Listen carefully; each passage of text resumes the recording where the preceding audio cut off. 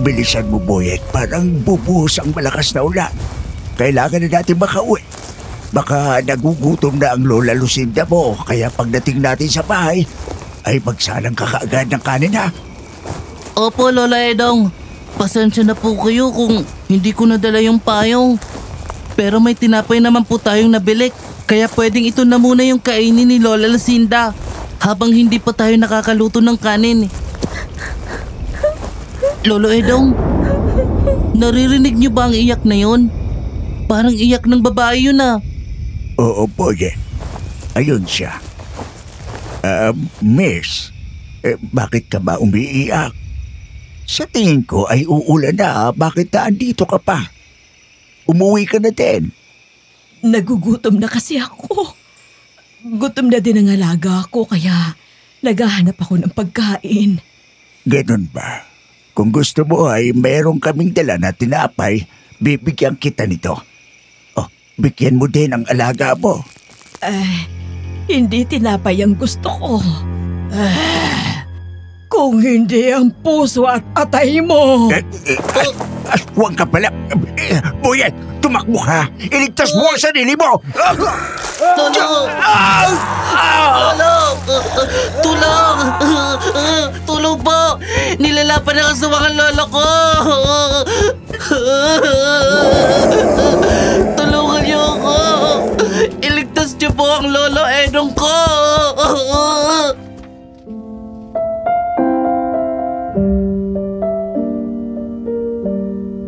Dear Aswang Diaries and Madam Venus, isang mapagpalang araw sa inyo at sa lahat ng taga-subaybay ng seryeng ito. Tawagin niyo na lang ako sa pangalang Randy. Araw ngayon ng linggo, alas 7 ng umaga. Habang nagkakape ako sa aking bahay ay napakinggan ko ang kwento ng isa sa inyong mga listeners. Kaya naisip ko na ano kaya kung i-share ko din ang aking naging karanasan tungkol sa mga aswang. Nangyari po ito maraming taon na ang nakararaan. Kaya kumuha ako ng ballpen at papel at sinimulan ko isulat ang aking kwento. Isa po akong pintor, kaya kung saan saang lugar ako nakakarating, lalo na kapag gusto kong magpinta ng mga magagandang lugar. Ang kwentong ito ay tungkol sa isang babaeng nakilala ko sa isang malayong baryo sa Masbate. Hindi ko na lang babanggitin ang mismong lugar na pinangyarihan para na rin sa pagkakakilanlan ng mga taong nasasangkot dito. Ang babaeng sinasabi ko ay napakaganda ng mukha, pero misteryosa ang pagkatao. Kaya naman nagustuhan ko siya para maging modelo sa aking bagong obra maestra. Pero naniniwala ba kayo na mayroong mga aswang na kayang pumatay ng biktima sa pamamagitan lamang ng paghalik?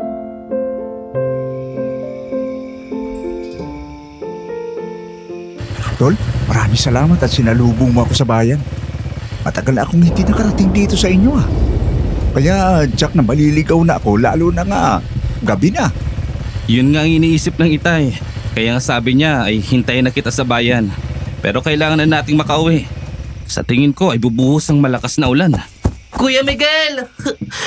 Tulungan niyo ang lolo ko! Kinagat siya ng babaeng aswang! Aswang? Meron bang aswang dito sa inyo, Tol?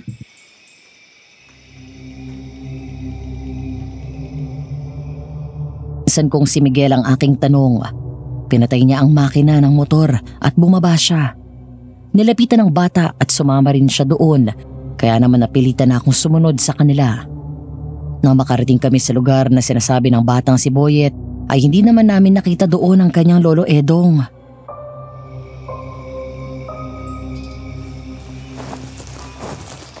Wala naman dito ang Lolo Edong mo, Boyet.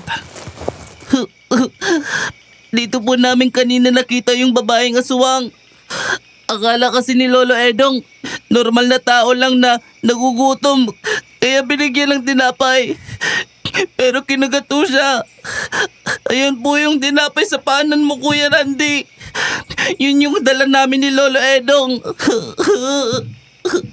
Sa palagay ko, nagsasabi ng totoo itong batang ito.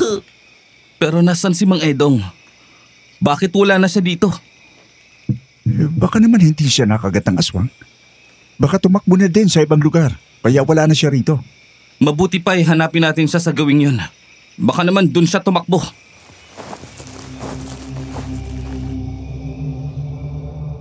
Madilim ang paligid, Madam Venus. Ang mga liwanag na nagmumula sa malalakas na kulog at kidlat ang naging tanglaw namin sa paghahanap kay Mang Edong sa lugar na iyon. Sa totoo lang, ay noon ko lang naramdaman ang kakaibang kaba at kilabot sa aking katawan tuwing mararamdaman ko ang malamig na ihip ng hangin kasabay ang nakabibinging kulog at kidlat. At di nagtagal ay naramdaman na rin namin ang madalang na patak ng ulan.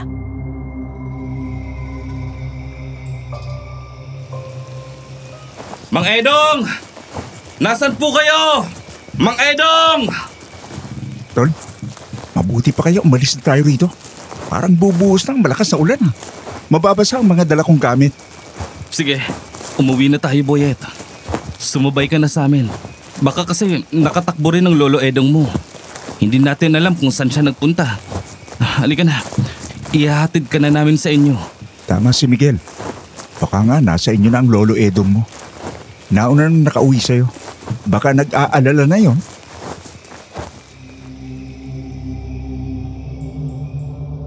Hindi na kumikibo ang batang si Boyet. Patuloy lang ang pag-iyak nito hanggang sa makabalik kami sa motor. Inihatid namin siya sa kanilang bahay. Pagdating namin doon ay nakita namin ang Lola Lucinda ni Boyet. Nalaman namin na wala pa nga doon ang Lolo Edong niya, kaya nagkatinginan kami ni Miguel. Pero hindi na namin makita na nag-alala ang matanda kasi nagawa pa niyong magbiro at pinagalitan pa si Boyet sa pang-abala sa amin.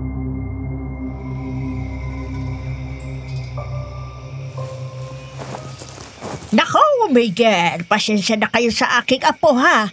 Masyadong malakas ang imahinasyon nitong si Boyet. Kung ano-anong ginagawang kwento, madalas siyang makaisip ng kalokohan kaya minsan di na ako naniniwala. Okay lang po, Aling Lucinda. Pauwi na rin kasi kami kaya isinibay ko na po si Boyet.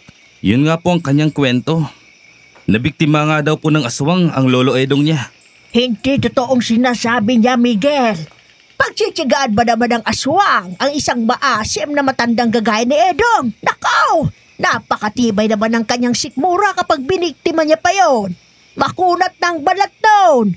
Sasakit ang tiyan niya kapag si Edong kinain niya. Para yung kambing. Madalang maligo. Mamaya lang. Tiyak na uuwi din yun. Ikaw talaga, Aling Lucinda. Parang kambing talaga. Yun po kasi ang sinabi sa amin ni Boyet eh. Napakalakas nga po ang pag-iyak niya.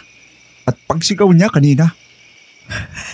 Nako, kabisado kong apo ko. Mahilig niyang gumawa ng kwento. Kung hindi mo siya kilala, tiyak na mapapaniwala ka sa mga sinasabi niya.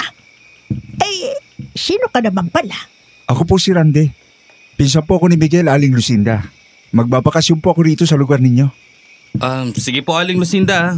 Alis na po kami ni Randy. Hintayin nyo na lang po yung pag-uwi ni Mang Edong.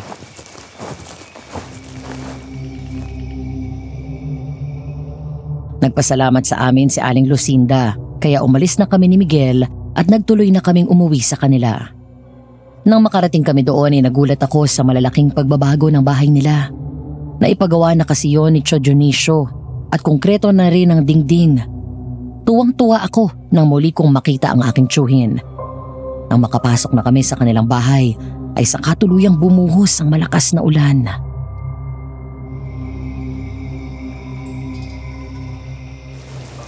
Mabuti naman at nakarating ka ng maayos dito, Randy.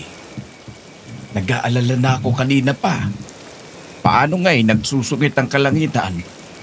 Mabutit nakauwi na kayo bago umulan. Kanina pa nga po sana kami nakauwi rito. Kung hindi lang namin tinulungan ang batang si Boyet. Bakit? Anong nangyari kay Boyet? Ang sabi po niya ay nabiktima daw ng aswang ang Lolo Edong niya. Nako! Ay minsan ay palabiro talagang bata na yon. Oh, tapos anong nangyari? Nakita niyo ba ang aswang? Nakita niyo ba si Mang Edong? Hindi nga namin nakita ito eh. Ay kung ganon, yak na niloko lang kayo ni Boyet. Ang ibig niyo po bang sabihin ay may pagkasinungaling ang bata na yon? Oo, Randy. Kaya wag kang basta-basta maniniwala sa batang yun. Wala na kasing magulang Ang Lolo Edong at Lola Lucinda lang niya ang nagpalaki sa kanya. Kaya minsan ay kulang sa pansin ang batang yun. Ganun po ba? May kalokohan din pala ang bata na yun. Paniwalang paniwala kami ni Pinsang Miguel kasi sobra talaga ang pag-iyak niya kanina. Nakikita ko din na takot siya. Ay siya, wag na natin siyang pag-usapan. Pumunta na kayo sa kusina at kumain na kayo ni Miguel habang mainit pa yung sabaw ng tinola. Wow! Tinolang manok? Paborito ko yun. Tol, kumain na tayo. Sige, nagugutom na nga din ako eh. Siya nga pala, Tio Dionisio. Nandiyan po sa malaking bag na yan yung pasalubong ko sa inyo. Kayo na po bahalang magbuklat.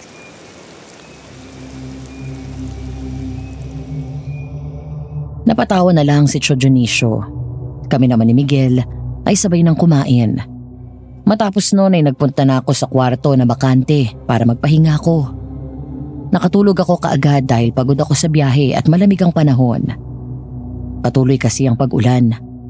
Kinabukasan ay tanghali na akong nagising. Nang lumabas ako ng kwarto ay wala doon ang aking pinsan na si Miguel. Wala rin si Tio Dionisio, kaya lumabas ako ng bahay nang marinig ko na mayroong tumatawag.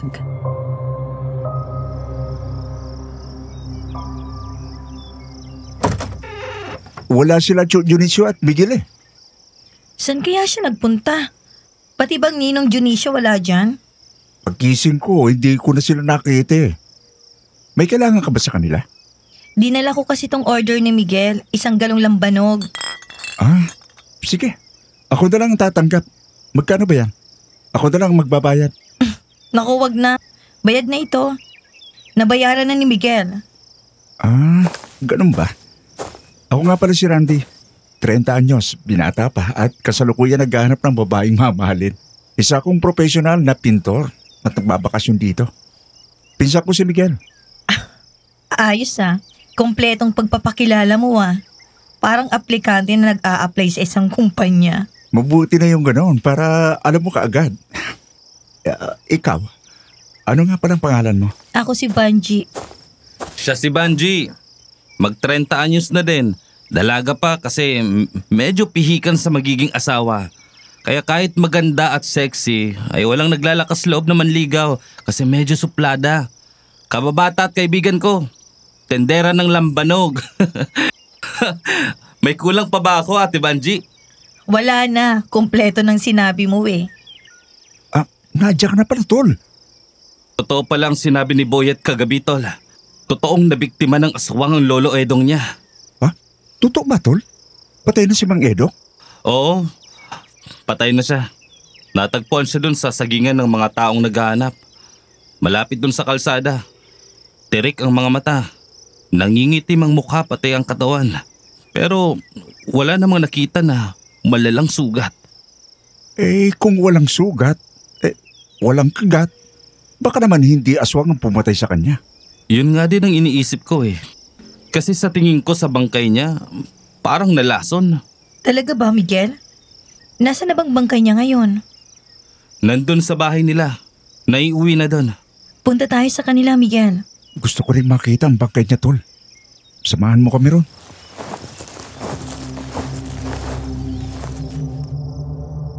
Sumang-ayon naman si Miguel. Pumunta kami sa bahay ni Aling Lucinda. Sa labas pa lang ng bahay ay marami ng tao. Naririnig ko ang kung ano-anong haka-haka at kwento ng mga naroon. Kaya pinilit naming makapasok sa loob ng bahay. At nang makita ko nga ang bangkay ni Mang Edong ay nagulat ako. Nakadama ng kakaibang kilabot sa katawan. Nasa loob din ng bahay si Tio Dionisio. Dahil siya ang kapitan del barrio dito. Isa rin siyang albularyo.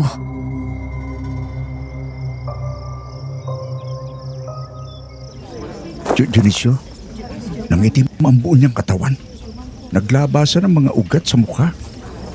Para siyang nalason. Tsaka tingnan niyo ang mga pasa sa kanyang mga braso. Parang inawakan siya ng mahigpit dyan. Oo nga Ang tingin ko nga ay pinatay siya sa pamamagitan ng lason. Pinwersang ipainom yun sa kanya. Tay, hindi natin napansin kanina tingnan niyo ang gilid ng mata ni Mang Edong. Namumula na para bang tinusok ng matalim na bagay. Oo nga ano, bakit hindi natin kaagad napansin kanina? Pati rito sa tainga niya, merong mga bahid ng dugo sa butas na parang tinusok din. Tsaka Ninong, pansinin yung labi ni Mang Edong. Ang daming butas na maliliit na parang kinagat ng matatalim na ngipin. Baka ang aswang ang pumatay sa kanya. Tama ka nga, Banji. Ang aswang na tinatawag na kubot ang may kagagawan niyan. Aswang na kubot ba ang sinasabi mo, Dionisio? Oo, ang mga kubot ay mga aswang na ginagamit ang kanilang mahabang buhok para patayin ang kanilang mga biktima. Sintigas ng alambre ang kanilang mga buhok. Pinapasok nito ang lahat ng butas sa katawan ng tao para sipsipin ang dugo. Kapag wala ng buhay ang biktima, ay tsaka bibitawan at kakainin ang lamang loob nito. Ibig bang sabihin ito, kahit walang malaking sugat sa dibdib si Mang Edong, ay tsak na wala na din ang puso at atay niya? Pwedeng ganon. Kasi minsan, ang buhok ng kubot ay sa bibig ng biktima pumapasok. Paglabas ng buhok na yon, ay dala na ang puso at atay ng biktima niya. Napakalupit pala ng kubot. Nakakatakot siya. Naku, Edong! Totoo pala ang sinabi ng apo mo kagabi. Talagang nabiktima ka ng walang hiyang aswang na yan. Napakasama niya. Ay, talagang walang patawad. Kahit na amoy lupang kagaya mo, pinagtyagaan pa. Ay, kamagan sana siya. Sumagat sana ang tiyan niya.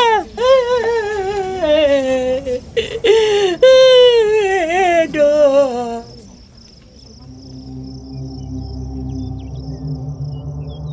Nang matawa sa mga sinasabi ni Aling Lucinda habang kinakausap ang bangkay ng asawa niya. Kaya nga lang ay pinigilan ko ang aking sarili. Ayokong mainsulto sa akin ng ibang mga naroon na kamag-anak ni na Aling Lucinda. Lahat sila ay nagdadalamhati sa nangyari kay Mang Edong. Lumabas na lang ako ng bahay. Sumunod naman sa akin sina Miguel at Vanji.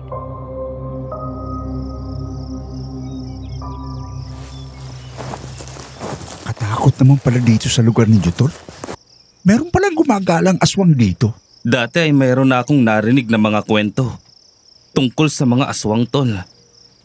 Pero sa kabilang bayan nangyari. Sa totoo lang, ito yung unang pagkakataong may nangyari dito na ganyan.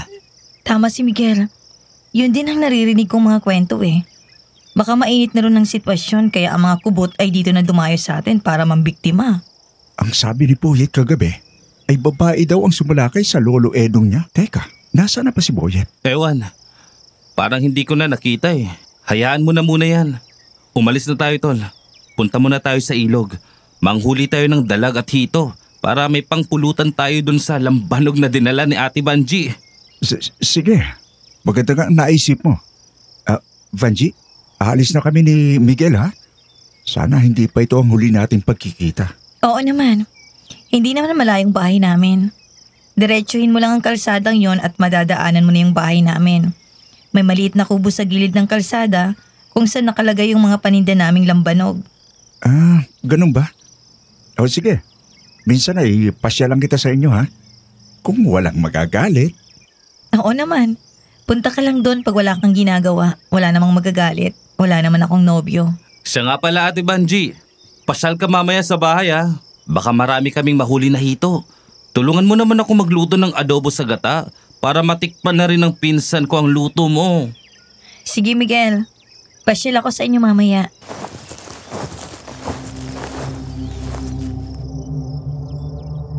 Nang lumakad na palayo sa amin si Vanji, ay saka ko lang napagmasdan ng magandang hugis ng kanyang katawan.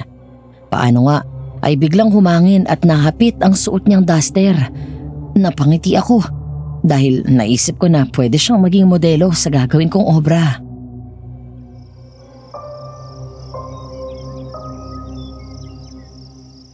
Ang babaeng may hawak ng tapayan ng lambanog. Tama. Bagay sa kanya yun. Tol, may binubulong ka ba? Wala, Tol.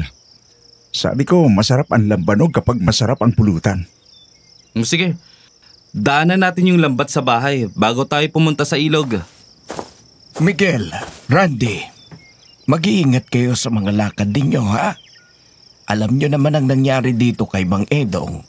Opo, Itay. Magdadala na lang din kami ng itak para may pang-protection kami kung sakaling may kubot nga na naligaw dito sa ating lugar. Tol, halika na.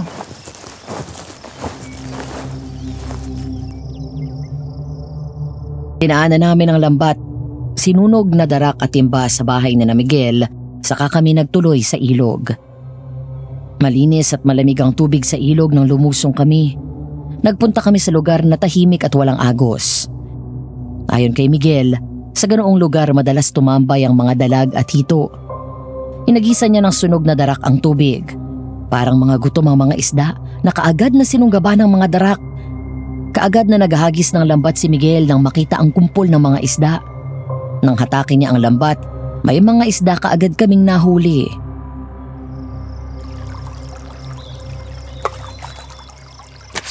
Ayos, tol. Nalambat mo yung malaki ito. Masarap yung pag inihaw. Yun nga ang gagawin natin, Tol. Tapos yung iba ay ipapaluto natin kay Ate Banji. Magaling yung magluto ng adobo sa gata. Tapos maraming sili. Ba, maganda na. Ay magaling pang magluto. Bakit hindi mo ligawan si Banji? Para na kaming magkapatid, Tol. Inaanak siya sa binyag ng Itay. Para ko na siyang ate. At saka, hindi ako ang tipong lalaki nun. Bakit? Ano bang klaseng lalaki ang gusto niya? Hindi ko alam eh. Basta sa tingin ko ay pihikan siya. Kaya walang naniligaw. Mukhang interesado ka sa kanya. Ikaw na lang kaya ang magtanong. O kaya, subukan mong ligawan, baka magustuhan ka. Ganun ba? Parang bigla tuloy akong nag-alinlangan. Natatakot ako mabasti na. Ikaw talaga. Interesado ka sa isang tao pero ayaw mo namang sumubok. Ay, ituloy na nga lang natin tong paghuhuli ng isda.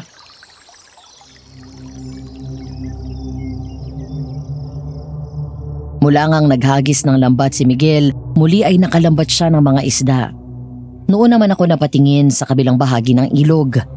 Nakita ko na mayroong magandang babae sa likuran ng malalaking bato. Nakasuot ng puting duster. Nakatingin sa akin. Seryoso siya at hindi ngumingiti. Napatitig ako sa malulungkot niyang mga mata. Nang umihip ang malakas na hangin, ay gumalaw ang mahaba niyang buhok. Nakita ko ang isang bulaklak na nakalagay sa kanang tenga niya. Nahulog yun. Ngumiti siya ng bahagya ng pulutin ng bulaklak sa batuhan.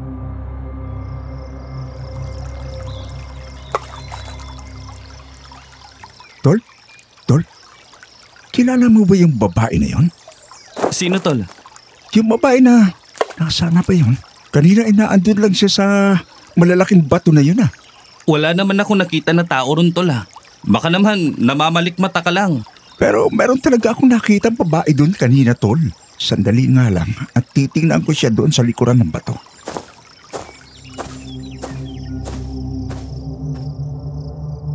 Nagmamadali akong lumapit sa malaking bato kung saan ko nakita yung babae kanina. Pero pagdating doon, hindi ko na siya nakita. Sa halip ay ang nahulog na bulaklak lang ang nakita ko roon. Kaagad kong dinampot ang bulaklak at habang hawak ko yon ay tumingin ako sa paligid para hanapin ang magandang babae.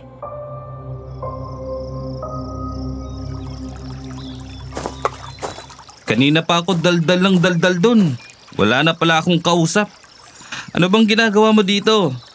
Yun nga kasing babaeng maganda na sinasabi ko sa iyo, tol. Dito ko nakita kanina, pero ngayon, wala na siya. Pero naiwan niya yung bulaklak na ito. Oh? Ganun ba? Kung ganun ay mabuti pang umuwi na tayo, tol. Huwag na tayong magtagal dito. Bakit naman, tol? Nakahuli ka na ng maraming isda? Dito muna tayo, baka bumalik pa yung magandang babae. Marami na akong nahuli, tol. Umalis na tayo dito. Baka hindi normal na babae ang nakita mo. Inakabahan ako sa iyo eh. Dayo ka pa naman dito sa amin. Baka mapaglaruan ka ng mga aswang na naligaw dito. Tol, magandang babae yun. Eh paano magiging aswang? Saka Araw ngayon, may aswang bang gumagala kahit ganitong tirik ang araw?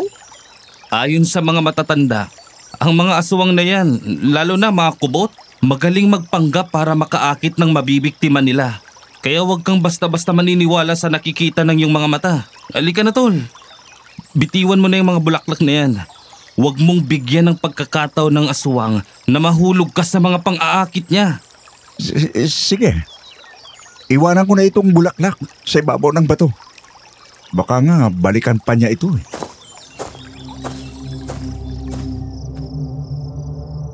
Patapos na maipatong ko sa ibabaw ng malaking bato ang bulaklak, ay umalis na kami ni Miguel.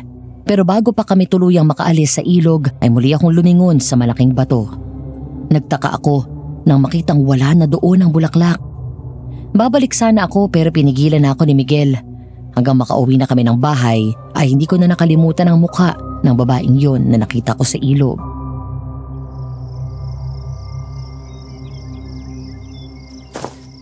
Uy!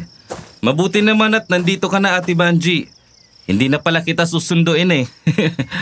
Para kasi naisip ko na marami kang mauhuling hito at dalag kaya nagpunta na ako dito. Nagdala na din ako ng niyog. Ikaw na magkayod Wow! Ang galing mo talaga, Ate Banji. Ayos na nga lahat, pati Ricardo. Bakit parang natutulala yung pinsan mo, Miguel? Mayroon daw kasi siyang gagawing bagong obra. Paintings pa. Bukod sa bakasyon, ay yun talaga ang gagawin niya dito. Ganun ba? Akala ko nung sinabi niya na isa siyang pintor mga bahay at sasakyan ang pinipinturahan niya. Hindi pala. Katulad pala siya ng mga sikat na pintor na sina Fernando Amorsolo. Oo, ganun nga siya. Baka gusto mong maging modelo niya. Nako, hindi ako pwede maging modelo Pwede ka. Yun nga ang pinag-iisipan ko kahapon pa eh. Kung papayag ka na maipinta kita habang hawak mo ang maliit na tapayan ng Lambanaw. Tapos isasali ko sa darating na painting competition. Sige, kung sa tingin mo, pwede ako, edi sige. Huwag ka mag-alala. Kapag nanalo ang paintings ko, na ikaw ang modelo, may premyo yon. Babalik ako dito para pakasalan ka. Ano yung sinabi mo? Sabi ko, babalik ako dito para ibigay ang premyo mo. Kasi kasali ka sa paligsahan. Oo, ganun nga. Sige, akala ko kasalan agad. Ayos pala kung ganun, Ate Banji. Pag sumikat kang modelo, huwag mo akong kakalimutan ha. Hanap-hanapin ko ang hito at dalag na inadobo sa gata. Oo na, sige na. Lutuin na natin tong mga hito at dalag na nahuli nyo.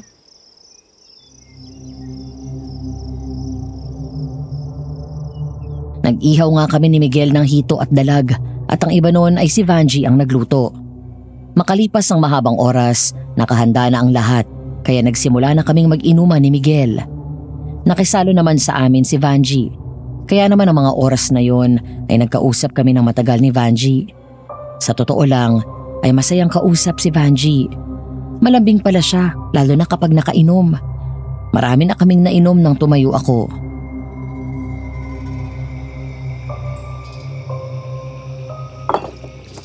Sandali lang, Vanji, ha? Punta lang ako sa banyo. Bakit? Sasabog na bang pantog mo? Nasa banyo pa si Ninong Dionisio. Diyan ka na lang umihi sa tabi-tabi. Oo nga tol, doon ka na lang sa likod ng bahay. Puro lang naman puno ang nariyan, kaya walang makakakita sa'yo. Sige, doon na lang ako sa likod bahay, tol. Bilisan mo marami pa tong uubusin nating lambanog. Oo, tol. Sandali lang to.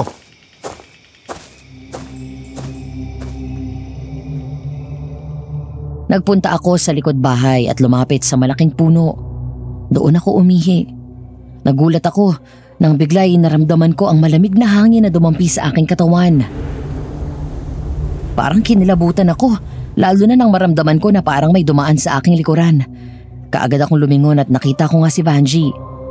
Nakangiti siya at sinisenyasan niya akong lumapit sa kanya. Ipinakita pa nga niya ang mapuputi niyang mga hita. Tapos ay tumakbo siya sa malaking puno na medyo malayo na sa akin. Muli niya akong kinawayan. Parang nakadama ko ng kakaibang init ng katawan kaya humakbang na ako papalapit sa kanya.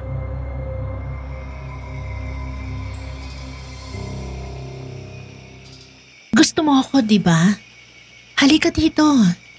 Ibibigay ko sa iyo ang gusto mo. Huwag ka na mag-alinlangan dyan. Dito, sa likuran ng puno.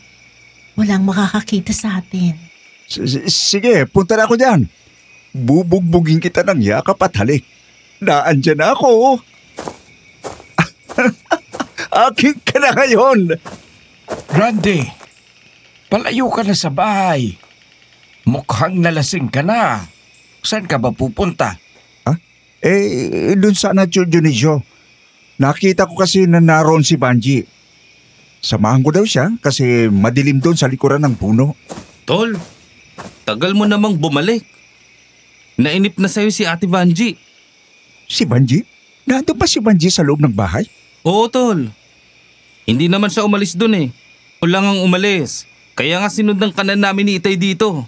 Kung hindi umalis doon si Vanji, sino yung Vanji na nakita ko doon sa malaking puno? Tol, nasa loob si Ate Vanji. Wala namang tao sa puno ng mangga. Kahit tingnan pa natin. Nako, talagang lasing ka na. Kung ano-ano nang nagagawa ng imahinasyon mo. Ay sige na, bumalik na kayo sa loob ng bahay. At ako naman ay pupunta kina Mang Edong. Aalamin ko kung dumating na ba yung puneraryang kukuha sa bangkay niya. Sige po, Dionisio. Mag-ingat po kayo.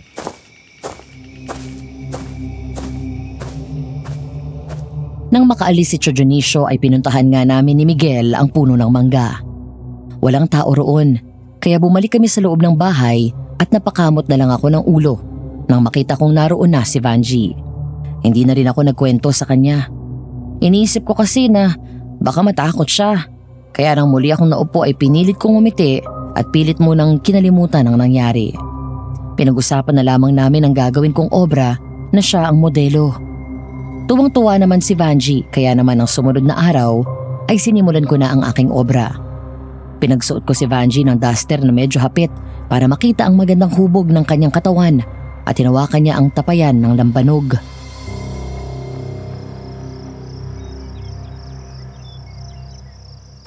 Sige, ganyan ka lang ha.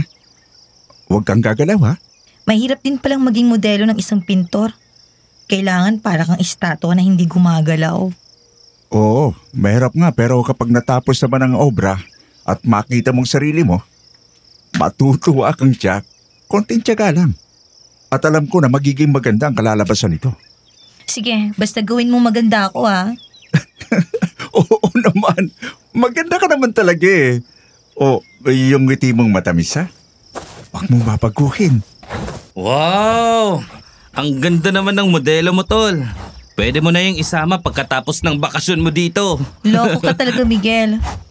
Bigla tuloy na mula si Randy sa mga sinasabi mo. Baka hindi niyan matapos ang painting niya. Oo nga, Tol. Ang ganda ng modelo ko. Tsak, pag nakita ito ng mga hurado sa gagawing contest, tsak na panalo na agad. Tsak na may magtatanong kung nasaan ang modelo ko. Ituturo mo ba sa kanila kung nasan si Ate Vanji? Aba, hindi ha. Ano sila? Siniswerte. Humanap sila ng modelo nila.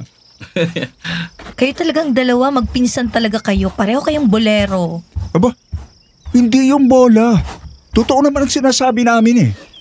Maganda ka talaga, Vanji. Ewan ko lang kung bakit bulag yata ang mga binata dito sa inyo. Walang nanliligaw sa iyo. Ganon talaga kapag magkakasabay kayong lumaki sa iisang lugar lang. Parang magkakapatid ng turingan nyo kaya mahihiya ng manligaw. Tsaka hindi ko sila gusto. Ano ba kasi ang gusto mo sa lalaki? Simple lang. Yung lalaking masayahin at mamahalin ako. Kagaya mo.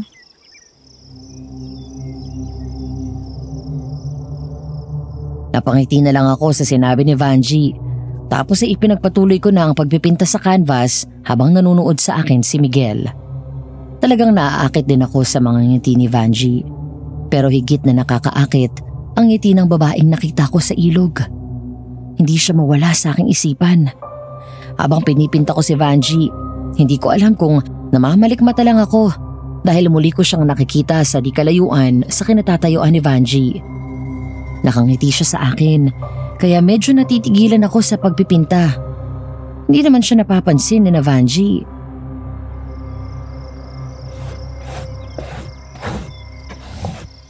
Matagal pa ba yan, Randy? Nangangawit na ako eh. Oo, ayos na ito.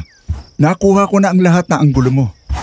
Kukulayan ko na lang at pupulituhin ang bawat parte nito. Halika, tingnan mo. Wow! Ang ganda ko naman dyan at ang sexy ko pa. Oo naman, mas maganda yan kapag natapos na, pati background mo. Eh di pwede na ako magpahinga. Pwede na ako umuwi. Sige, magpahinga ka na. Ipapakita ko ulit ito sa'yo kapag tapos na. Tol, kanina pa kita napapansin na parang natutulala ka. Meron ka bang problema?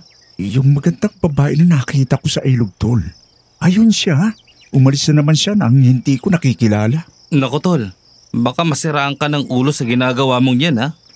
Wala naman ako nakikita sa direksyong itinuturo mo. Pero naandun nga siya kanina. Baka umalis na. Kasi nga, ay baka nahihiya. Pero huwag kang mag-alala. Makikilala ko din siya. At ipakikilala ko sa iyo.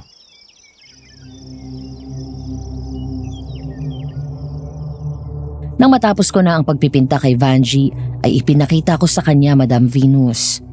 Tuwang-tuwa siya nang makita ang larawan niya na nasa canvas. Lalo siyang humanga sa akin. Nang sumunod na araw, dala ko na ang aking mga kagamitan, pati ang bagong canvas. Naisip kong bumalik sa ilog para doon magpinta. Hindi ko inaasahan na makikita ko doon ang babaeng maganda na palagi kong nakikita. Yung babae na nakikita ko madalas, ayun siya at nakaupo sa ibabaw ng malaking bato. Ano kaya kung lapitan ko? Pero baka naman mahiya at tumakbo na naman. Dito na lang ako sa malayo. Ipipinta ko siya habang nakaupo sa ibabaw ng malaking bato. Talagang napakaganda niya. Para siyang diyosa sa ilog na ito. Sana ay huwag siyang umalis para maiguhit ko siya sa kanvas.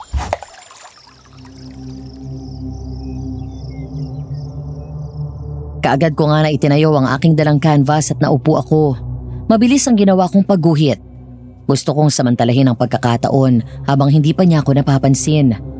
Panay ang silip ko sa kanya habang patuloy akong nagpipinta. Maya-maya lang ay umihip ang malakas na hangin na nagpagalaw sa mga puno at sanga na tumatakip sa aking kinalalagyan. Hinawakan ko ang canvas dahil muntik na matumba sa lakas ng hangin. Pagsilip kong muli, wala na doon sa ibabaw ng bato ang babae dahil nasa likuran ko na siya.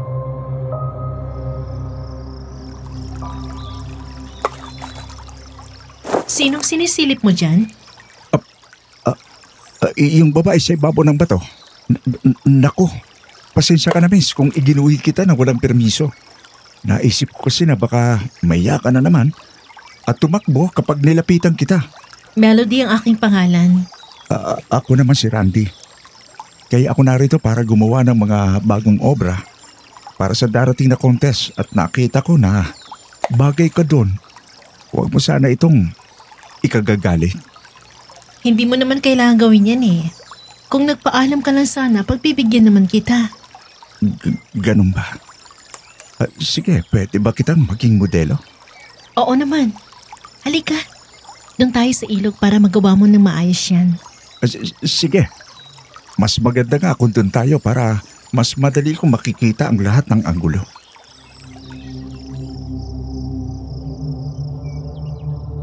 Tuwang-tuwa ako sa pagkakataong yun dahil napagbigyan ako ni Melody. Nawala na nga sa isip ko at hindi ko na rin naitanong sa kanya kung bakit humangin lang ay mabilis siyang nawala sa ibabaw ng bato kanina at napunta na sa likuran ko. Nang makarating kami sa ilog ay naupo siya sa ibabaw ng malaking bato at itinayo ko naman ang canvas at ipinagpatuloy ko ang pagpipinta. Nakita ko ang matamis na niyang mga ngiti at ang misteryosa niyang mga mata.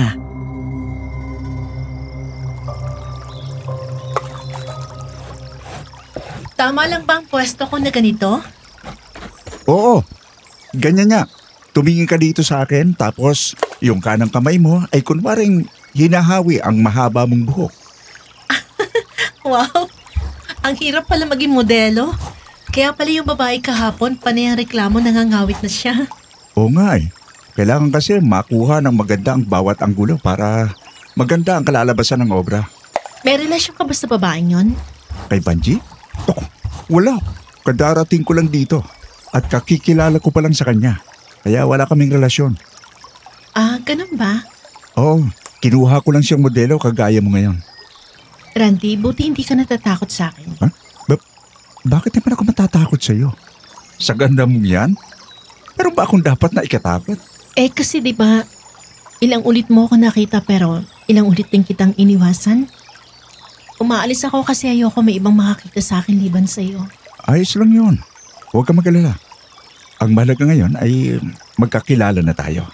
Pero sana ay hindi pa ito ang huli.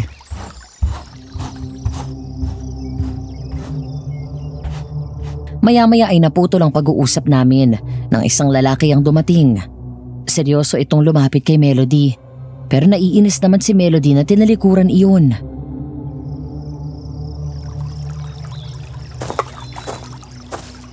Kanina pa kita hinahanap. Nandito ka lang pala, Melody. Bakit mo naman ako hinahanap? Anong kailangan mo? Ipinapahanap ka sa akin ng inay mo. Sige, uwi na lang ako mamaya. Pagkatapos ng ginagawa namin ni Randy. Ngayon ka na nga niya kailangan kaya umuwi ka na. At iwanan mo na ang lalaking yan. Ang kulit mo naman, Marty. Sinabi ko nang uuwi na lang ako pagkatapos itong ginagawa namin ni Randy. Oo nga naman pare. Pwede naman na ihatid ko na lang siya at ipaliwanag ko sa inay niya ang ginagawa namin dito. Wala kang ang alam kung ano meron kami ni Melody. Bakit? Ano bang meron? Pwede ba, Marty, huwag ka na makipagtalo kay Randy? Uuwi ako kung kailan ko gusto. Melody! Melody, nasan ka na? Ay, naku naman. Randy, aalis na ako. Hinahanap na ako ng aking inay. Sige, Melody. Naiguhit ko naman ang maayos ang posisyon mo kanina. Magkita tayo sa susunod. Sige, mag-ingat ka, Melody. Sana dumating ang oras na makilala ko din ang inay mo. Huwag kang mag-alala. Talagang darating ang panahong makikilala mo ang ina ni Melody. Pwede ba? Itiko mo yung bibig mo, Marty. Umalis na tayo dito. Huwag mo nang pakialaman si Randy sa ginagawa niya.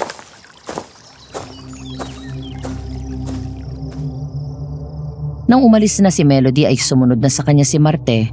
Kaya naman ipinagpatuloy ko na lang ang pagpipinta ng larawan ni Melody. Habang oras pa ang ipinamalagi ko sa ilog hanggang sa matapos yun. Kaya masaya akong umuwi. Pero nang sumunod na araw lang ay meron na namang kapitbahay ni na Miguel ang natagpo ang patay sa mismong bakuran nun. Malapit sa puno ng mga kawayan. Kaya naman nakaramdam na ng takot ang mga tao.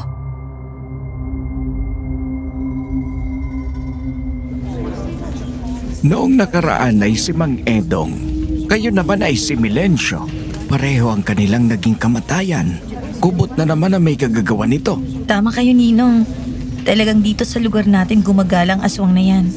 Kailangang mag-ingat na ang lahat, lalo na pagdating ng gabi. Hindi natin alam kung kailan sasalakay ang kubot. Kaya dapat manatili na sa loob ng bahay ang mga tao kapag madilim na. Ang mga kalalakihan na gustong sumama sa akin sa pagroronda, maganda kayo at magbantay tayo mamayang gabi. Dati naman ay tahimik dito eh. Walang nangyayaring ganito. Bakit kaya ngayon ay magkasunod na ang namatay? Mukhang may dumayong salot sa ating lugar. Anong ibig mong sabihin, Marte? Sinong salot ang sinasabi mo? Sino ba ang dayo dito? Hindi ba yung pinsan mo? Magdahan-dahan ka sa parata mo, Marte. Hindi ako aswang. Walang aswang sa lahi namin. Sinasabi ko lang naman ang totoo. Parating ka pa lang, ay napatay na agad ng kubot si Mang Edong. Tapos eto na naman. Ilang araw ka pa lang dito, pero ganyan na kaagad ang nangyari. Mahirap pagbintang ng walang sapat na katibayan, Marte. Mabigat ang paratang mo. Kung meron kang katibayan, ipakita mo. Meron ba? Wala pa sa ngayon. Pero mag-iingat ka, Randy. Babantayan kita. Mabuti naman kung babantayan mo ko.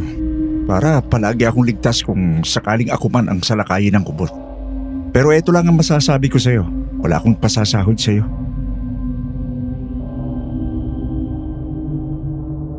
Tawanan ng lahat ng mga taong naroon. Kaya naman parang napahiya si Marte. Inis na umalis. Kaya naman umuwi na ako at ipinagpatuloy ko ang pagpipinta sa larawan ni Melody. Malapit na yung matapos nang makita ni Miguel.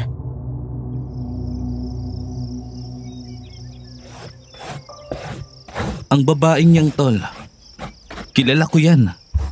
Kilala mo si Melody, tol? Siya yung babaeng sinasabi ko sa'yo na nakita ko sa ilog.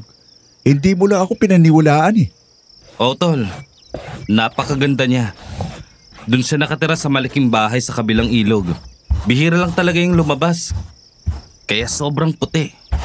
Kung hindi mo sasadyaing puntahan sa bahay, hindi mo makikita. Siguro ay dahil inaalagaan nga niya ang lumpo niyang ina. Kaya pala madalas siya sa ilog. Malapit lang din pala doon ang bahay nila. Kaya pala parang mahiyain din siya. Palaging tumatakbo palayo kapag nakita ko. Buti na lang at nagkakilala kami at naipinta ko siya. Oo, tol. Maraming mga binata dito sa baryo ang gustong manligaw dyan. Kaso lang, palaging nakikialam si Marte. Oo nga eh. Nung ipinipinta ko nga si Melody sa ilog, dumating si Marte. Galit ka agad, tol. Pinauwi si Melody kasi daw tinatawag na ng nanay. Ano kaya ang relasyon nila? Hindi ko alam eh. Ayaw ko namang tanungin si Marte. Alam mo naman ang ugali ng taong yun.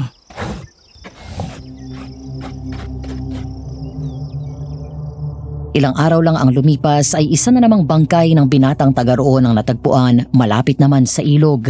Kagaya ng mga naunang biktima, ay tiyak ang mga tao na kagagawan din yun ng kubot. Namamaga ang labi ng bangkay. Tirik ang mga mata. Nangingitim ang mukha at buong katawan. Parang natuyot na din dahil nasa idang dugo.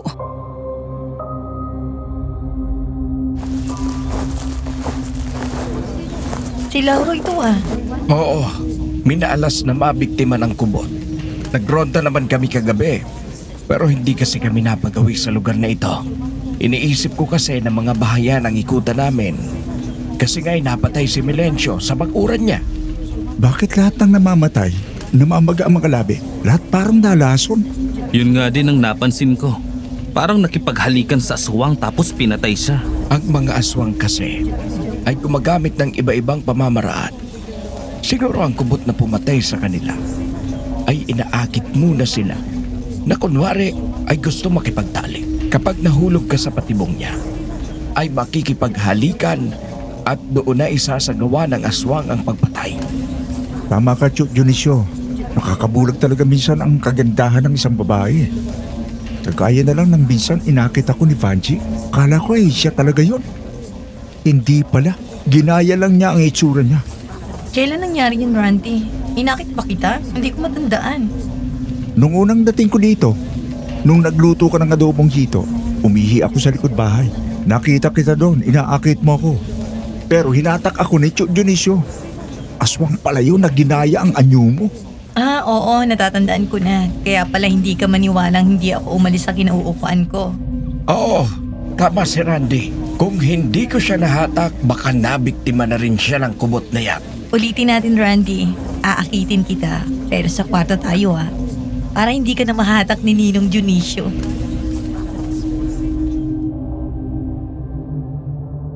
Nagtawanan lang kaming lahat sa biro ni Vanji. Matapos ang pangyayaring iyon, ay naging malapit kami sa isa't isa ni Vanji sa paglipas ng mga araw. Palagi na kaming nag-uusap, lalo na kapag bibili ako ng lambanog. Pero hindi ko rin maiwasan na maging malapit kay Melody. Palagi din kaming nagkikita sa tabing ilog at kung minsan naman ay sa kakahuyan na nasa dulong bahagi ng lupa ni Tio Dionisio. Hanggang sa maramdaman ko na mas mahal ko si Melody.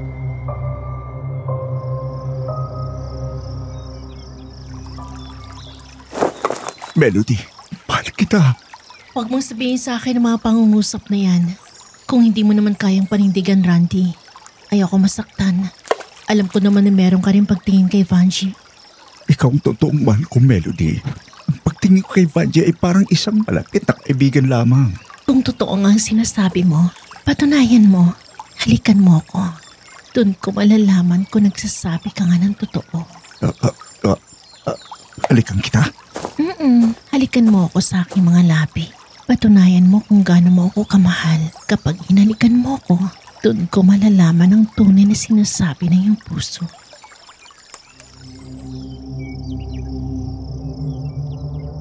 Ilapit na ni Melody ang mukha niya sa akin ay ipinikit niya ang kanyang mga mata.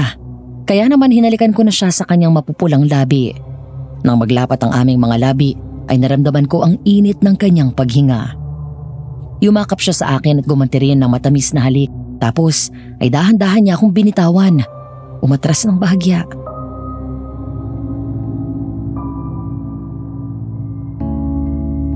Anong nararamdaman mo, Randy? Napakasaya ko, Melody. Alam ko na kahit hindi mo pa sinasabi na mahal mo ko, ay nararamdaman ko yun sa iyong halik. Wala ka bang sakit na nararamdaman? Hindi ka ba nahihilo? Hindi ka ba nasusuka? Ano bang tanong yan? Bakit ako masusuka? Mahal kita at kahit kailan ay hindi ako nandiri sa'yo. Naniniwala na ako na mahal mo nga ako. Sa totoo lang, natutuwa ako dahil nakatagpo din ako ng lalaking totoong nagmamahal sa akin. Pinasaya mo ako, Randy. Kung ganun ba, ay tinatanggap mo na ang pagmamahal ko? Oo. Mula sa gabing ito, nobya mo na ako. Salamat, Melody. Pinaligaya mo ako.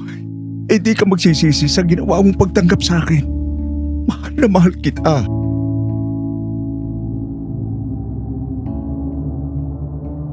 Ang gabi ring iyon ay isinama ako ni Melody sa kanilang bahay. Doon ay nakilala ko ang lumpo niyang ina na si Aling Rosita. Masama ang tingin sa akin ni Aling Rosita nang magkaharap kami.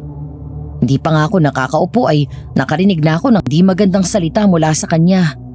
Naramdaman ko na bahagyaring dumistansya sa akin si Melody.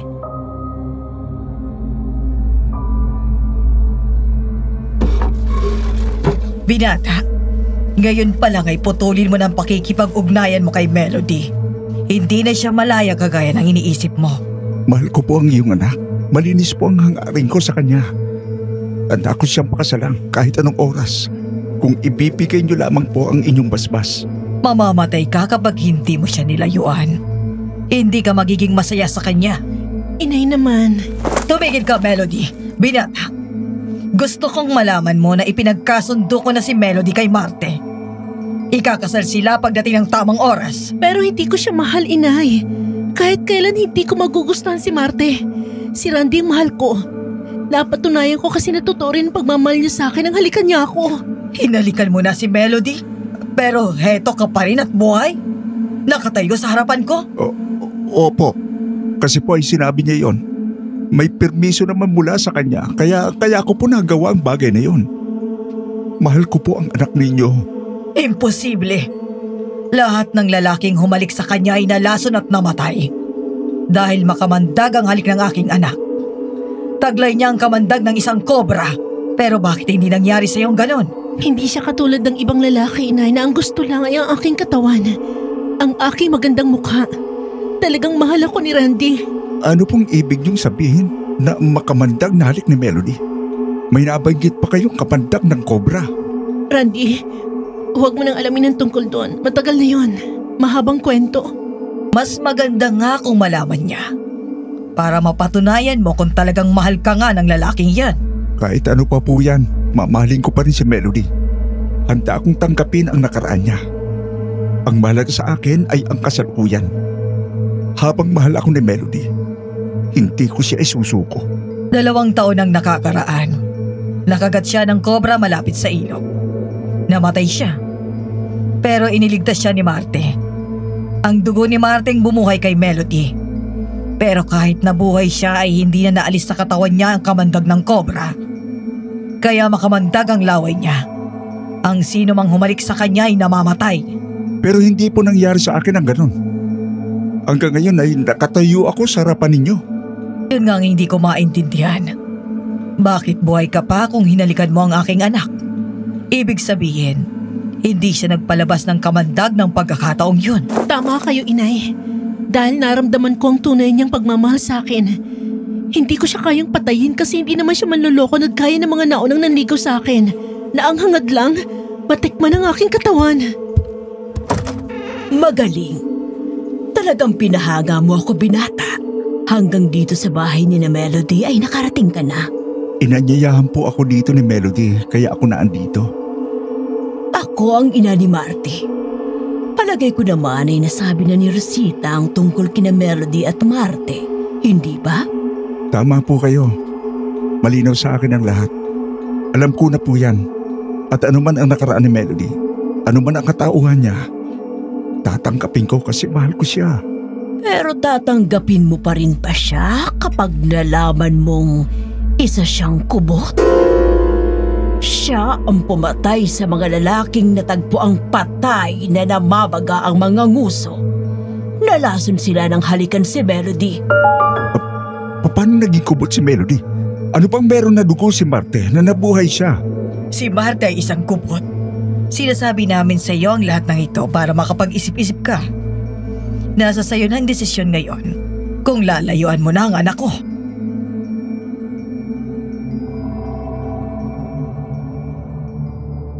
Sa totoo lang, ay parang sasabog ang aking dibdib sa sobrang kaba sa mga bagay na aking nalaman. Butil-butil ang aking pawis, kahit na nga malamig ang panahon ng gabing yun.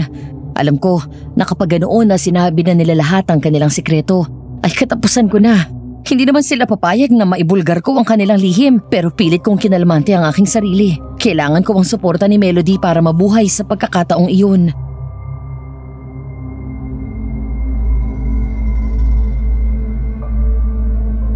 Kagaya po ng aking sinabi, ano man ang katauhan ni Melody ay tatanggapin ko kasi mahal ko siya. Kaya ko siyang panindigan kahit saan, kahit anong oras. Talagang nakakainis ka na, Randy. Kahit alam mong magkaiba ang inyong mundo, tatanggapin mo pa rin si Melody? Pwede naman po na samahan ko siya sa kanyang mundo. Kung kailangan na maging kagaya niyo ako, tatanggapin ko yon. Dahil sa pagmamahal ko sa kanya. Nakita niyo na, Inay. Talagang mahal ako ni Randy. Kayo lang naman ni Aling Caridad ang nagkasundo eh. Di ko naman yung gusto.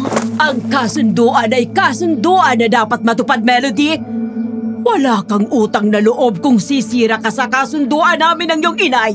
Huwag mong kalilimutan na si Marte ang nagligtas sa buhay mo. Patay ka na sana kung hindi dahil sa kanya. Sana nga hindi na lang niya ako iniligtas.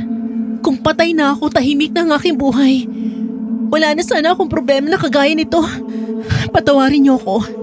Pero mahal ko si Randy. Siya lang din ang lalaki nagmahal sa akin ng totoo.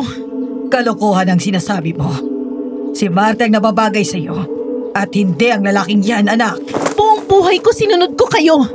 Lahat ng gusto niyo ginawa ko, Inay. Kaya ngayon, pwede ba ang kagustuhan ko naman ang sundin niyo? Tama po si Melody. Sa tingin ko ay hindi naman kayo magiging masaya kung makikita ninyong hindi siya maligaya sa buhay na pinili niyo para sa kanya. Kung ganon, wala naman pala tayong magagawa, Rosita. Nakapag-desisyon na ang anak mo. Ay, aalis na ako. Nasa lamesa mo nga pala yung dinala kong pagkain mo. Alam ko kasi na hindi na naman maaasikaso yun ni Melody dahil sa lalaking yan. Ipapaalam ko ito kay Marte pagbalik niya. Huwag kang mag-alala, Caridad. Ako nang bahala sa aking anak. Salamat sa dinala mo.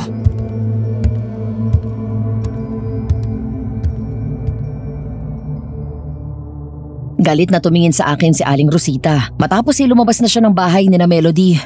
Napagbuntong hininga ko. Naramdaman ko naman na humawak sa aking braso si Melody. Hinawakan ang palad ko, saka niyaya akong maupo. Hindi naman ako makakilos sa aking kinatatayuan. Paano nananatiling nakatingin sa akin si Aling Rosita.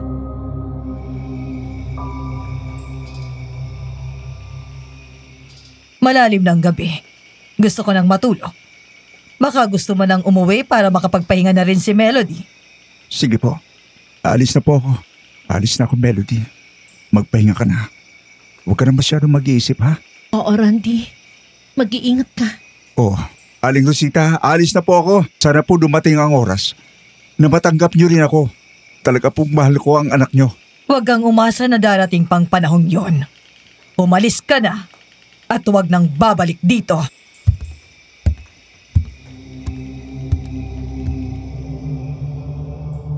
Nang makalabas ako ng bahay ni na Melody ay nakahiga ako ng maluwag. Naglakad ako ng mabilis para makalayo doon. Pero alam ko na hindi pa ako ligtas kasi alam kong galit na galit sina Aling Rosita at Aling Caridad. Kaya nang mapadaan ako sa tapat ng puno ng mga kawayan ay nakita ko ang natutuyong piraso nun. Kinuha ko. Di nagtagal ay nakaramdam ako ng kakaibang simoy ng hangin. Gumalaw ang mga sanga ng puno. Kinilabutan ako at napatingin sa itaas. Nang ibalik ko ang paningin ko sa daan, nakita kong nakatayo na sa harapan ko si Aling Caridad.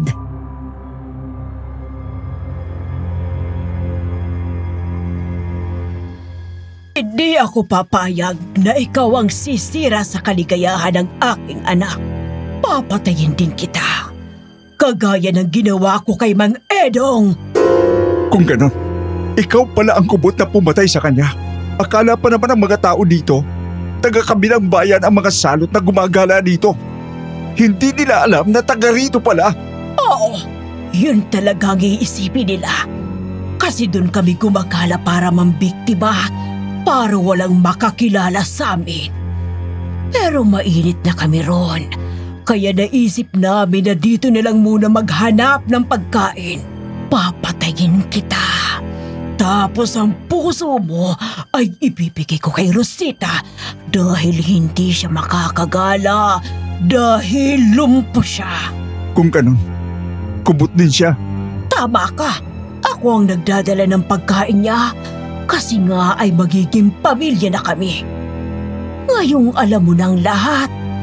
Sa palagay mo ba, pababayaan pa kitang mabuhay? Hindi ako papayag na maibulgar mo ang aming lihim. Papatayin kita! Inaasahan ko na yan. Kaya nga kinuha ko itong siit ng kawayan. Para may panglaban ako sa iyo! Aray! Walang hiya ka talaga. Hindi kita mapapatawan. Lalo mo lang akong ginagalit! Dinamba ako ni Aling Caridad. Nakipagbuno naman ako sa kanya. Nabali ang hawak kong siit ng kagati niya iyon. Iniharang ko kasi nang sakmalin na niya ako. Kaya ang ginawa ko ay itinusok ko sa kanyang mata ang naputol na siit. Naramdaman niya ang sakit kaya kusa siyang lumayo sa akin. Muli akong nakatayo. Noon naman dumating si Melody. Tama nga palang hinala ko. Hindi niyo titigilan si Randy. Talagang plano niyo paghiwalayin kami. Alam niya na ang lihim natin. Delikado tayo kapag nabuhay siya. Handa naman siya maging kauri natin eh. Pero papaano ang aking anak? Hindi papayag si Marte. Magagalit yun kapag nakauwi na siya at malaman niya ito, Melody. Kaya mabuti pag mamatay na ang lalaking yan. Hindi ako papayag na saktan mo ang lalaki minamahal ko. Ako ang makakalaban mo, Aling Caridad.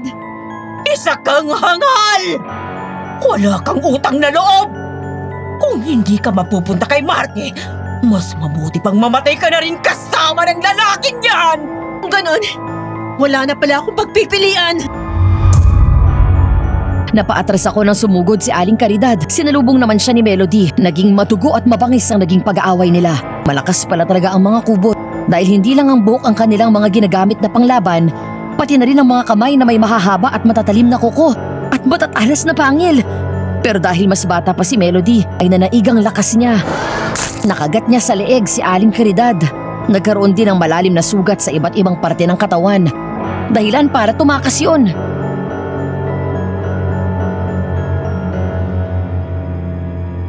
Melody! Meron kang makasugat! Huwag mo ako alalahanin. Mababaw lang mga sugat na to. Madali itong maghihilom. Ang mahalaga sa akin, ligtas ka. Si Aling Caridad, nakatakas siya. Mabubuhay pa ba siya? Malalim ang mga sugat niya. Kaya kahit natakasan niya ako, hindi na rin magtatagal ang buhay niya. Alam ko magagalit ang inay sa ginawa ko. Pero matatanggap din niya ito. Kapag nagtagal, lalo na kung magsasama na tayo. Oo. Pagkatapos ng ating problema, magsasama na tayo. Pwede na tayong lumayo sa lugar na ito at magpunta sa lugar na walang makakakilala sa atin. Pwede nga yun. Pero ang iniisip ko ngayon si Marte. Tiyak nagaganti siya kapag naalaman niya ginawa ko sa inay niya. Gumawa tayo ng paraan. Kailangan mamatay si Marte para matahimik na ang lugar na ito. Tapos ay alis tayo rito. Isasama na natin ang inay mo. Pero paano? May plano ako. Kailangan malaman ito ng mga taong baryo. Kailangan mapigilan si Marte bago ka pa niya balikan. Kapag sinabi mo sa kanilang tungkol kay Marte, baka malaman din nilang lihim ko at ni inay. Kapag wala na si Marte, wala na makakaalam ng lihim mo, Melody. Pagtiwala ka sa akin. Kapag natapos na ang problema, aalis tayo sa lugar na ito. Sige, gawin mo ang plano mo. Babalikan ko sa inay at kukumbinsihin ko na sumama sa atin. Sige. Mag-iingat ka, mahal. Ikaw din, Randy. Mag-iingat ka. Mahal din kita.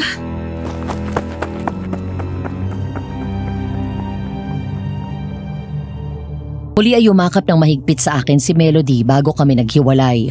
Tumakbo siya pabalik sa kanila at ako naman ay nagmamadaling tumawid sa ilog. Bumalik ako sa bahay ni Nacho Dionisio.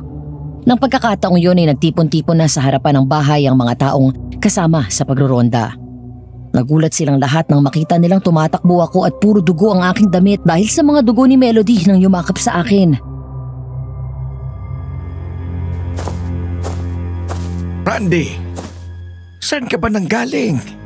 Alam mo bang kanina pa kami nag-aalala sa'yo?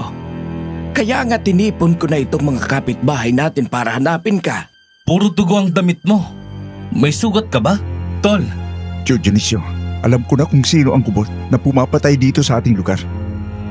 Sigurado ka ba? Sino ang mga salot na yon? Si Marte. At ang kanyang ina na si Aling Caridad. Hinarang ako ni Aling Caridad at sinalakay. Mabuti na lang at naklaban ako. Inamin niya na siya ang pumatay kay Mang Edong. Di niyo talaga malalaman na sila ang salot kasi sa kabilang bayan ng bibiktima. Pero mainit na sila doon, kaya dito na sila gumala. Kaya pala ganun ang ugali niya. Ugaling hayop. Mga kasama, ngayong kilala na natin ang salot, tugisin na natin sila. Iganti natin ang mga kababaryo nating naging biktima nila. Tayo na, Tio Dionisio, bago pa sila makatakas, alam nila na magsusumbong ako.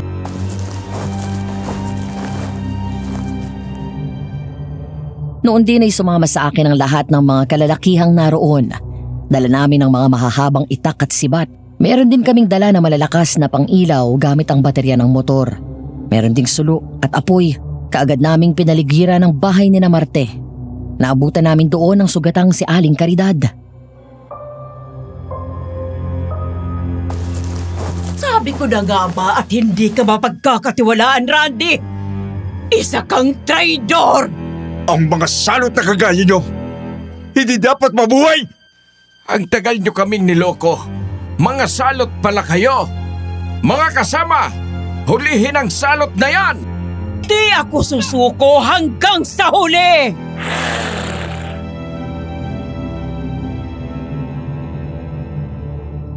Alit na sumugod si Aling Caridad.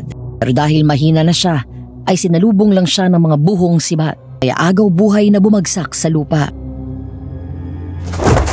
Hindi ka rin magiging masaya sa mga oras na to. Tsaka kung pinapatay na din ni Marte ang mag-inang traidor. Randy, sinong mag-ina ang sinasabi ni Aling Caridad? Sina Melody at Aling Rosita at Tio Dionisio. Pakiusap. Tulungan natin sila.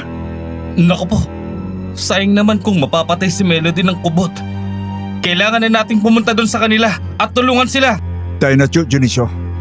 Hindi tayo dapat mag-aksaya ng oras. Punta natin ang bahay ni na Melody sa kabilang ilog.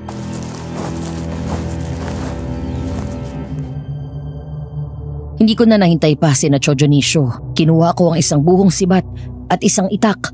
Nagmamadali akong tumawid sa ilog para makarating sa bahay ni na Melody. Labis ang pag-aalala ko sa kanya. Nang makarating ako sa bahay ni na Melody, ay nakita kong nasusunog na yon. Nang pumasok ako sa loob ng bahay, ay una kong nakita ang bangkay ni Aling Rosita. Uwak-wak ang leeg, puro sugat ang mga braso.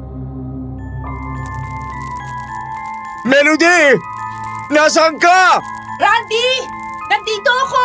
Sa likod bahay! Melody, maluma ang sugat mo. Ang walang hiyang yan! Pinatay niya si inay! Ikaw ang unang nanakit sa inay ko. Gumanti lang din ako. At dahil mas pinili mo ang lalaking yan kesa sa akin, dapat ka na ring mamatay. Sakim ka, Marte! Bakit hindi mo matanggap ang pagkatalo mo? Bakit pinipilit mo ang sarili mo sa isang babaeng hindi ka naman gusto? Dahil ikaw ang peste sa buhay ko. Nang dumating ka sa lugar na ito, nagkaletse-letse na ang pagsasama namin ni Melody. Noong hindi ka pa niya napapansin, ayos naman eh. Pero umibig siya sa'yo. Kaya naging magulo ang lahat. Ikaw lang naman ang matigas ang ulo eh. Ilang ulit ko nang sinabi sa'yo na hindi kita gusto. Makulit ka lang. Kaya nga papatayin ko na lang kayong dalawa. Hindi ako papayag na saktan mo si Randy. Lalaban ako kahit mamatay ako.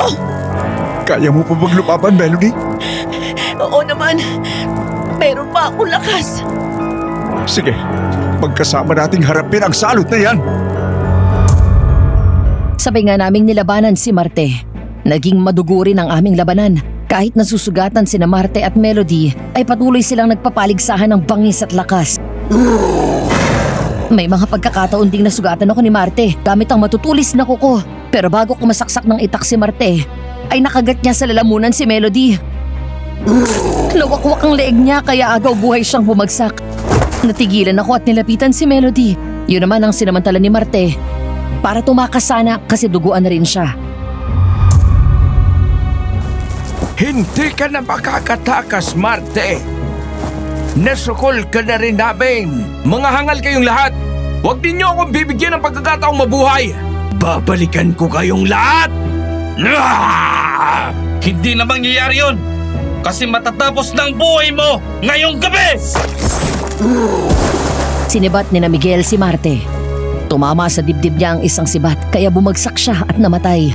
Hindi ko naman napigilan ang luha ko habang kalong si Melody at hinahaplos niya ang aking pisngi ng duguan niyang kamay. Nakita ko ang pagluha niya.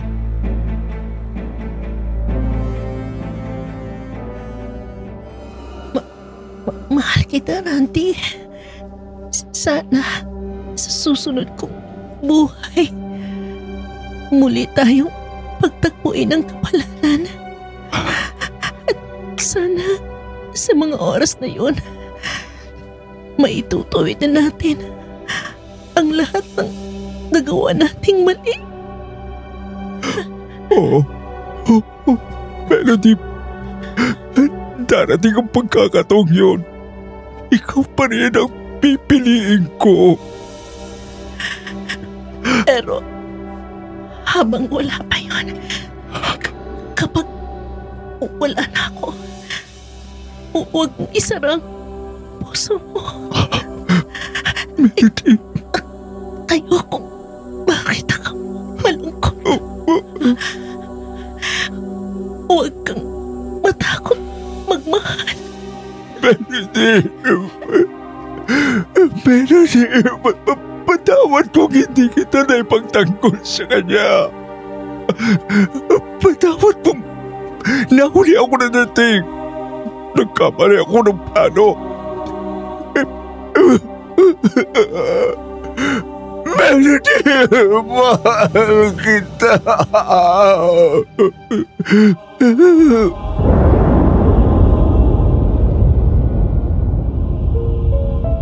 Tuluyan ang ipinikit ni Melody ang kanyang mata, kaya patuloy akong umiyak.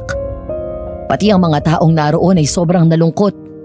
Nang sumikat na ang mga araw ay nakita namin na tuluyang natupok ang bahay ni na Melody.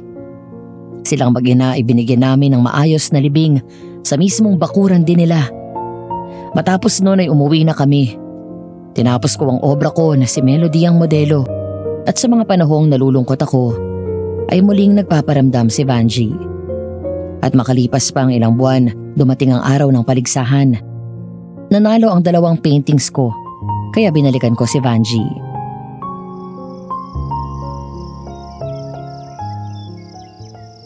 Vanjie, salamat sa mga ginawa mo para sa akin, ha.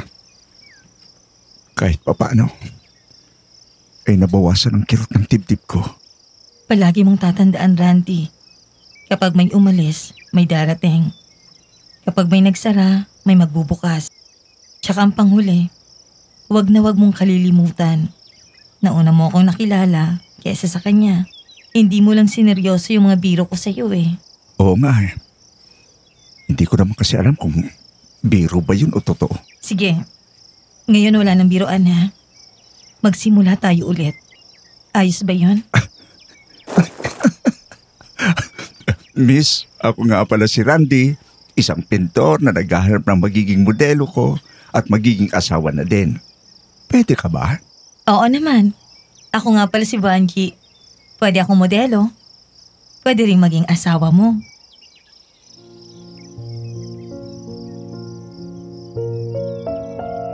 Nagkatawanan kami ni Vanjie at kasunod nun ay niyakap ko siya.